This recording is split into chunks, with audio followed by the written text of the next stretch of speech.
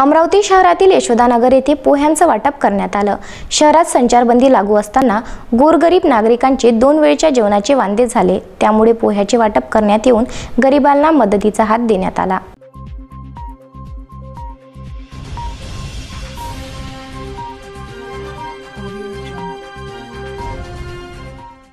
कोरोनाच्या पार्श्वभूमीवर प्रत्येक सामाजिक संघटन व वैयक्तिकरित्या सुद्धा कोरोनाने सर्वांना एकत्र व सलोख्याने राहण्याचे शिकविलेले आहे, हे मात्र निश्चित। कोरोनाच्या या पार्श्वभूमीवरती अनेक सामाजिक संघटने व वैयक्तिकरित्या अनेक कुटुंबे सुद्धा अनाथ, गरीब व ज्यांना काही गोष्टी ह्या मिळत नाहीत अशा सर्वांसाठी आपापल्या परीने काहीतरी करण्याचा प्रयत्न करीत आहेत। याच अनुषंगाने राजेंद्र सावरकर, ऋषभ गडलिंग, रमेश मिश्रा, साहिल शाह, राजा शाह या यशोदानगर परिसरातील लोकांनी सुद्धा अमरावती शहरामध्ये अनेक ठिकाणी पोहे व चहा यांचे वाटप केले। अनेक गरिबांना ठिकठिकाणी जाऊन गाडीमध्ये देऊन त्यांनी पोहे व चहा आणि पाणी याचे वाटप केले।